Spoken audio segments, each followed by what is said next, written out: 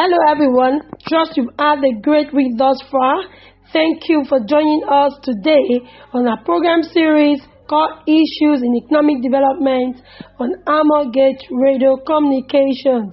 Today promises to be another expository session with me, your host, Titilola Ogushono.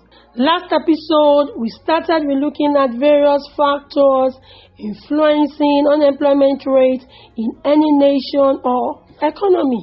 The first factor we considered was rural-urban migration. We discussed that though rural-urban migration would have its merits, its advantages, however, the demerits, disadvantages outweigh the advantages. That is, when people move from the rural areas into the cities, it leads to overpopulation, stretching of existing infrastructure in these cities, and you have to understand that the jobs opportunities there would not be enough more to accommodate those coming from the rural areas, and that will lead to high level of unemployment. And we said that rural-urban migration in places like South Asia and Sub-Saharan Africa. And we also mentioned that we could have urban to urban migration. That is when people move from a particular city or province to another.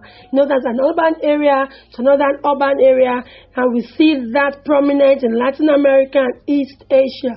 Okay, and another one we mentioned was the urban to the rural areas. And we said that this is actually more prominent among developed nations, when people want to leave the hustling, the bustling side of the cities, and they want to go to the rural areas because the side attraction there for them is the peace there. They want to be closer to nature, but you always have that kind of migration prominent among developed nations. And the second factor with the scores, which we are going to take further today to look at empirical evidence, look at what is happening around the globe, as regards the second factor that could influence the rate of unemployment. And what we mentioned was outdated school curriculum, or what we would term poor defective education system. So when our school curriculum is not responsive to the demands of the global market, that's going to be high rate of unemployment. You have to know what the global market needs in terms of skill sets.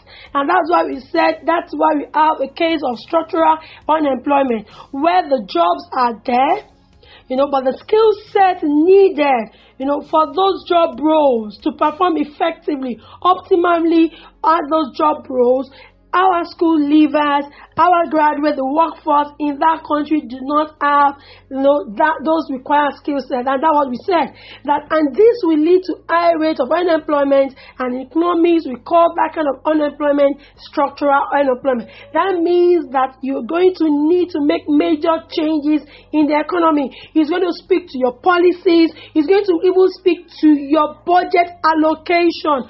Where do you what do you prioritize as a nation? What percentage of your budget allocation in a particular year goes to education? Okay, now, so it's like that. It's what you feed into your system that it reproduces for you. So if you're not deliberate about revisiting your curriculum, being responsive to the demand of the work environment, the global market, then what you're going to get is you're going to get unemployable graduates. You are going to get graduates or school leavers with no skill set. So what you feed into your system, you have to deliberate about it as a nation. So we mentioned it over time and we also said it emphatically, that a nation cannot grow beyond the capacities of its people. So you have to deliberate about improving the skill set of your people, of your citizens, and this speaks to foundational issues like the school system, the curriculum.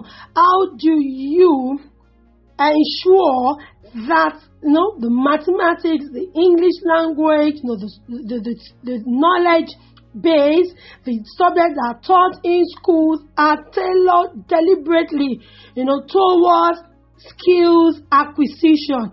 How do you ensure that when you teach mathematics, then your students, your citizens can, improve their logical and deductive reasoning skills? These things are important. It's not just about teaching the algebra. It's not just about, teaching the linear programming. But how do they know that with the basis of linear programming, it makes coding easier, machine learning easier, application of what they have been taught in schools? So it's really important. It's paramount. So what we have mentioned so far is a brief recap of what we started with on previous episodes. So today, I'm going to be delving into some empirical evidences around the globe. Now, you could ask yourself, are there assessments around the globe that would test the way curriculums are being formulated, carved out? Are there assessments that speaks to effectiveness of various curriculums in various countries? And the assessment that speaks to the foundation, that is assessment that, countries are deliberate about equipping their children, from infancy to teenage on life skills, because these life skills are important. You want to be an entrepreneur, you want to innovate, you want to create. It speaks to the foundation. I remember when I was in high school, we call it secondary school here, but high school around the globe, there was this particular English language textbook that we had. It was called Practical English. We didn't use intensive, effective English. They're also very great books, but this was very unique because we had the regular normal questions where you answer the normal questions that it was easy to get the answers from the passages or the passage you are considering or studying at that point in time. But I can recall that in that it was by, I can't remember initial, but Chief Ogundipe and others. Now, I remember that you would have questions where they termed it other questions, and that was just the first year in high school. So they're not questions that you will see easy, you get the answer easy. Sometimes you have to infer, okay? Sometimes you have to give your own perception about that passage. Sometimes you have, at that tender age, have to find the title. So it's more about, in fact, I remember that, there are different fields, different fields of study. So even for it was English language, testing the use of English, but it was more of bringing out our creativity. It was more of bringing out logical reasoning skills. So these are the things that were developing, were deliberate about developing. So when you talk about this, it's about how do you apply all these that you have taught to real life situation. And there's an assessment like that, which is called PISA, P-I-S-A. The PISA is an acronym, okay, but the full meaning is Program for International Student Assessment. This PISA was created by the Organization for Economic Cooperation and Development, properly known as the OECD. Okay, and what this assessment does is it measures 15-year-olds' ability to use their reading, mathematics, and science knowledge and skills to meet real life experiences. So it looks at all the science subjects you have taught, mathematics, reading skills. How do you apply? How do you move from just knowledge acquisition to skills acquisition? That application of knowledge, would allow you acquire skills. This is what it says. And what I did was to do my research to look at the ranking for 2022.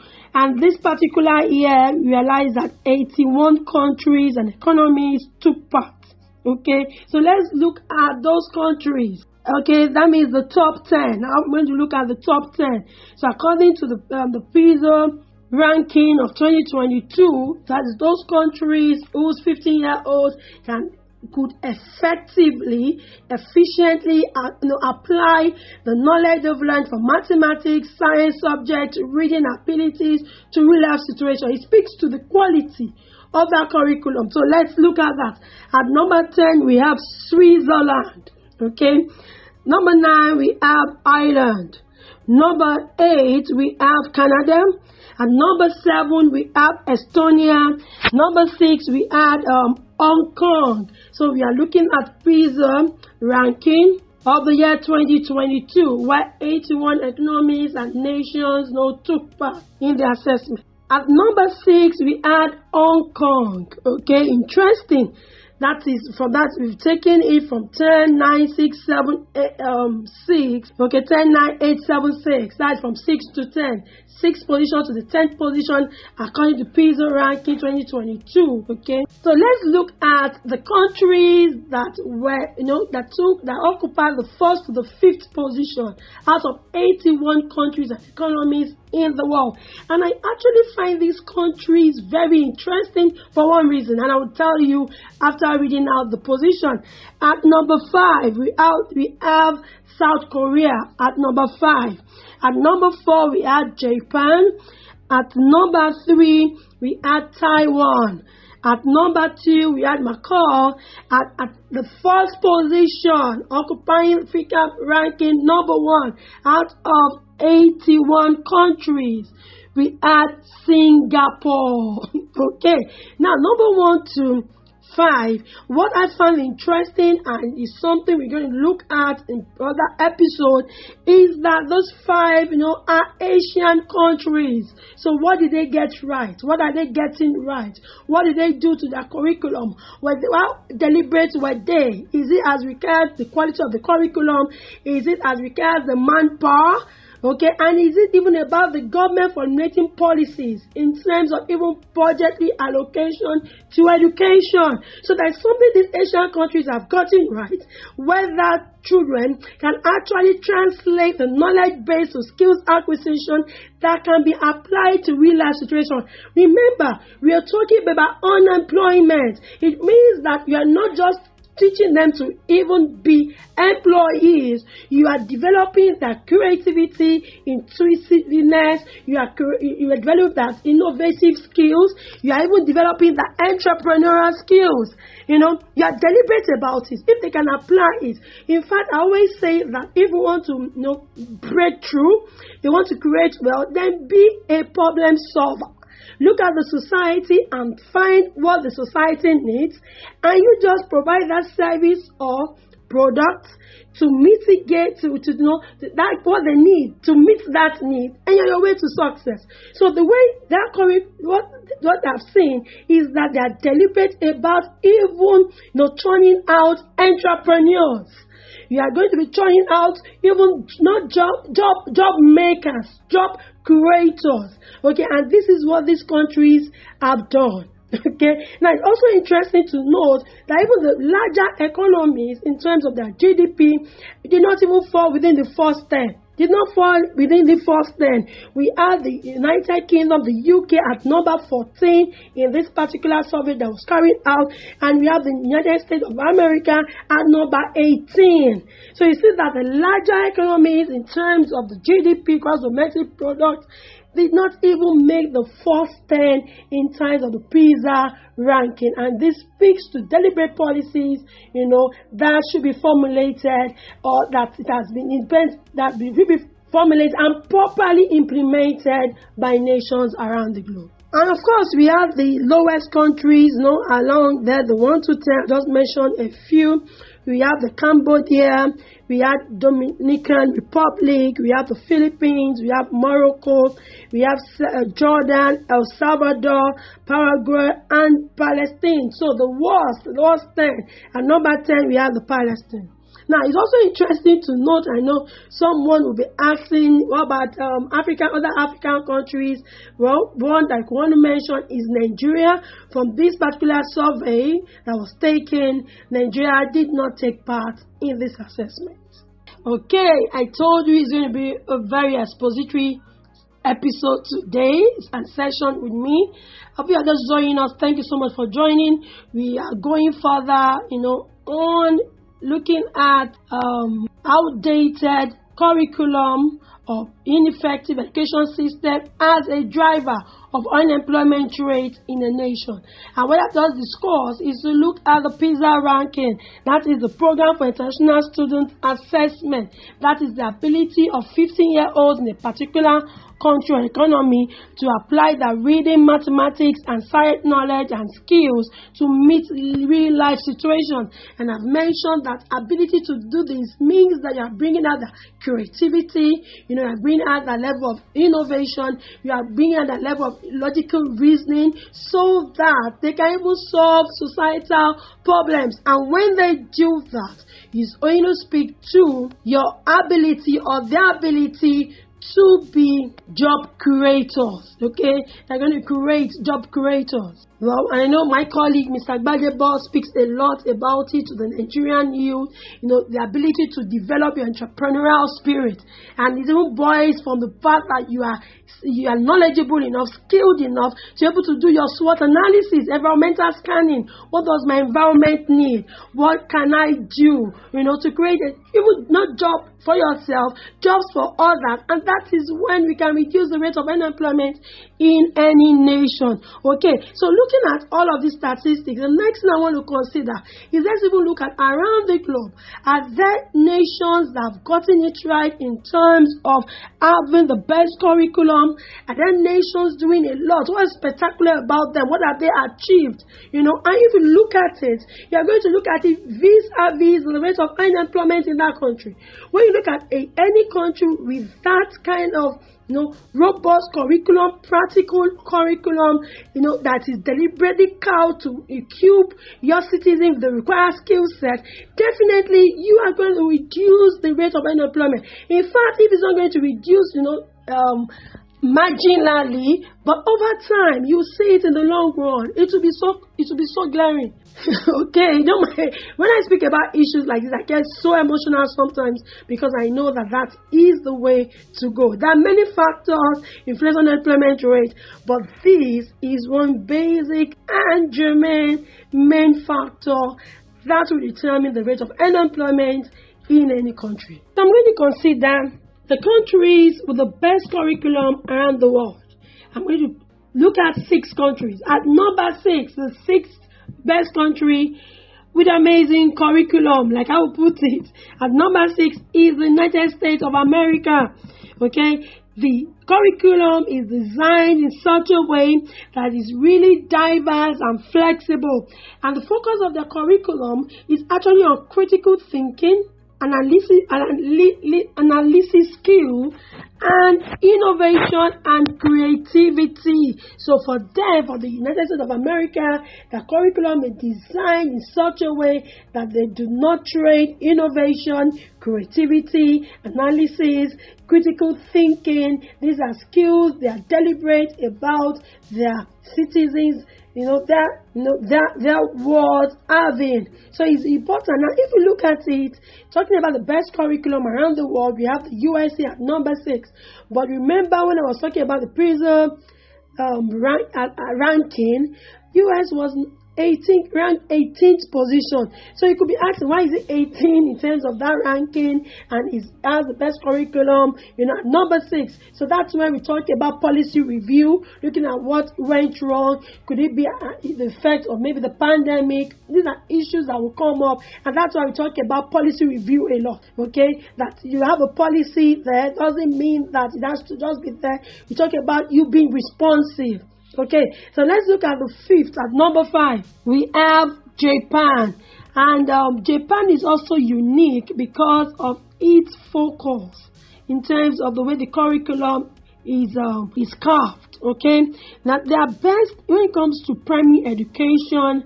Statistics have shown that we have Japan as being one of the best. In fact, some research have said in terms of primary education, Japan is the best. So that is something Japan is doing that is what, investigating further as well. And Japan's curriculum is so heavy on values and ethics. And if you look at ethics, it's major. Even when you talk about research, you talk about ethics in research, you talk about workplace ethics, and we always say that your attitude will determine your attitude. So ethics speaks to your being, the way you do things, applying human, natural workplace principles in dealing with people around you. Okay, and also the curriculum speaks a lot to discipline, enhancing discipline and dedication to work. I remember when I was much younger, realized that those that are dedicated to the workplace, I would spend up to 30 years. You see a lot of people, Japanese industries back then, you see someone dedicate 30 years of his life to working in a particular place.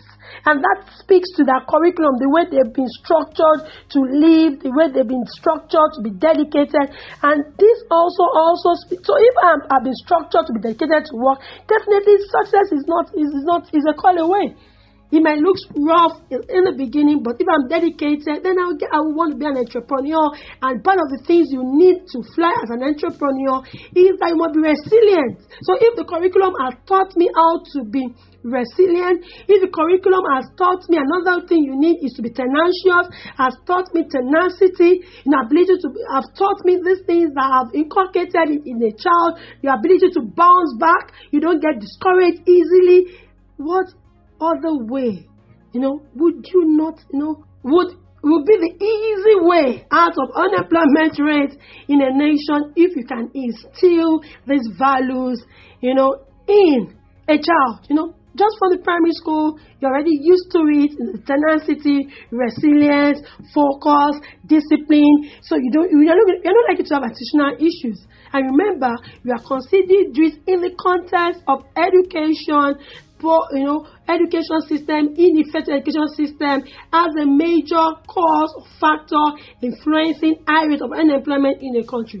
That's why if you go further to look at this country, is that the unemployment rate will be lower than some other countries around the globe. Okay, so let's move on to the fourth country with the best curriculum in terms of education curriculum. At number 4, we have Germany.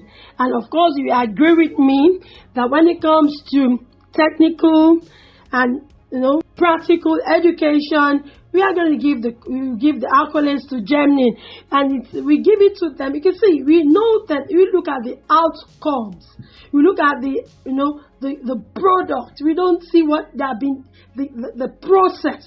Now, what we've seen about Germany is that when it comes to technical skills, go to Germany. That's what we see. That's what we want to go. You see, people from other countries, developing countries, wanted to go to Germany to learn practical skills. They want technical courses, they go to Germany. That's what we see. But we see that as one of the outcomes of a very effective education system, which is evident by the curriculum, robust, practical curriculum. Okay, so that's Germany at number 4. And of course, we have to say that areas of engineering, technology, they have structured their curriculum in such a way that their citizens will have top-notch skills in this area. So you can look at it around the globe as a nation and determine where do I want to play. I can see these countries USA have their own focus in terms of their curriculum. He has taken them there. We have Japan at number 5. You see the way they have structured their curriculum. He has taken them to 5th position. You also see Germany's insight to their curriculum, and that's giving them to the 4th, position. Okay, so let's look at the top 3 together.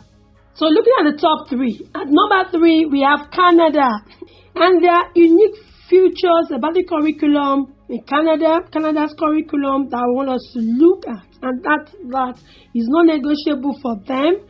Critical thinking and innovative skills is very paramount to them.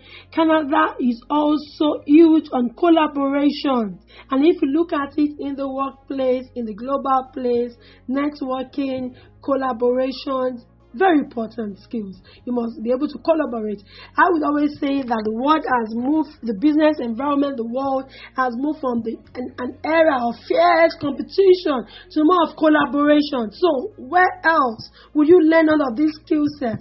If not the schools. That's what I was talking about developing countries. Our curriculum should be structured in a way that these skills are collaborative, should be learned in the schools. And I know that we do this also, we're deliberate about it. That's why we give out, term papers, you give them group work, so you must know how to manage other people, their temperament, know how to work with people. Because the best kind of managers that we need are not people that will micromanage their team members. They're not people that want to do everything themselves. You're not a great manager if your team members can't do what you do. If you have not raised a mini version of you. If you have not raised a mini version of you, you're not a leader. If you have not been able to replicate yourself in your team member, I'm not saying all, but one or two, then you're yet to be termed a leader. Because a leader is someone who has the ability to influence others. Okay?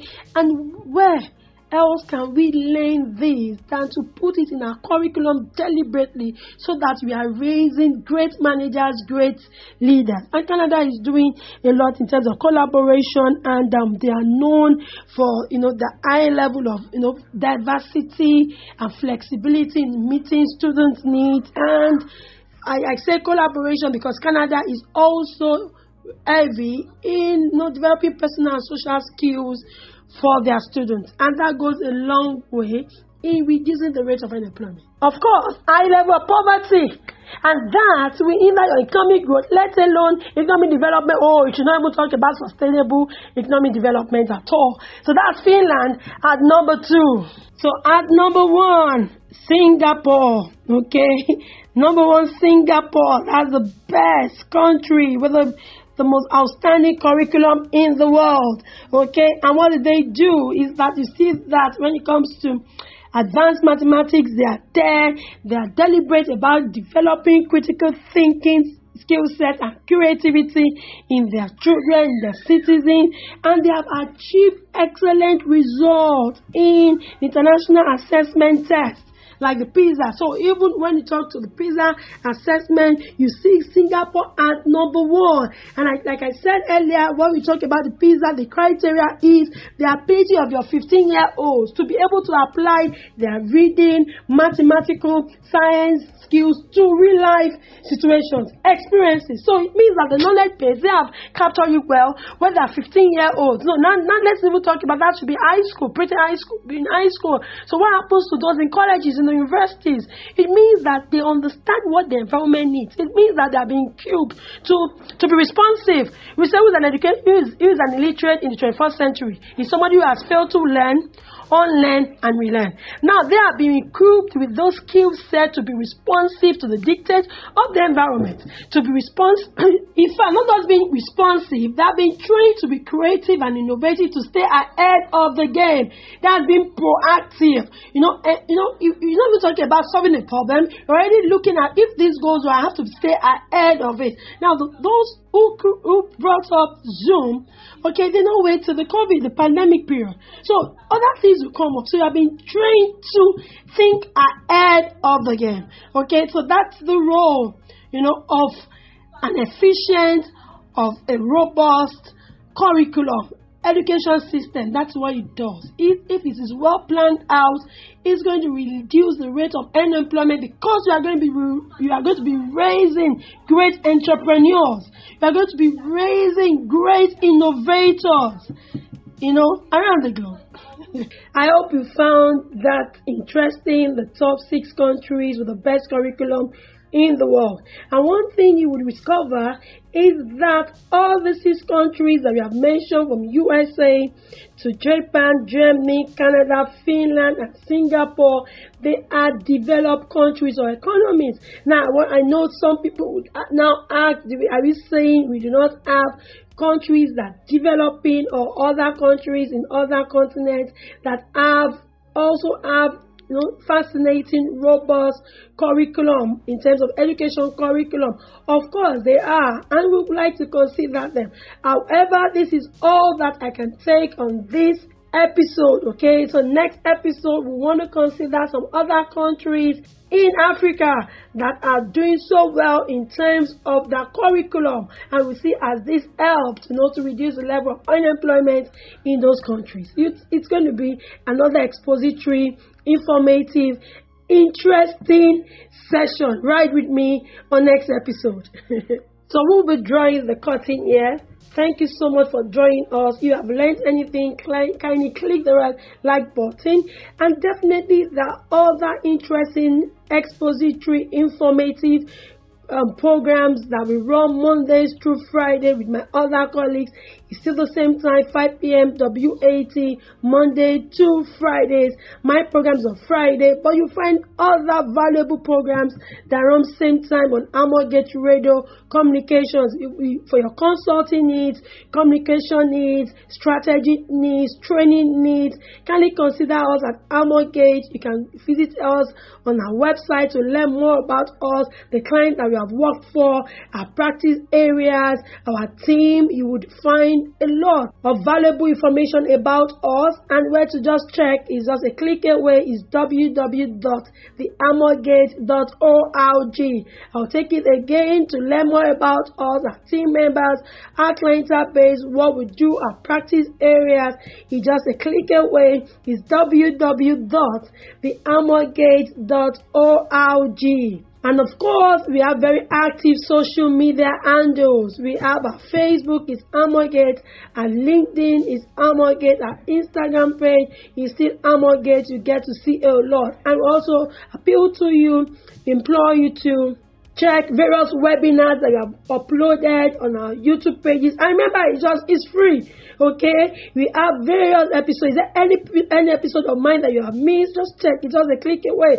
You will listen to them. You would learn from them, and it will give you valuable insight into various areas. Okay, for now, I would say enjoy your weekend. Have fun. Stay blessed. Hope you join us next week, same time.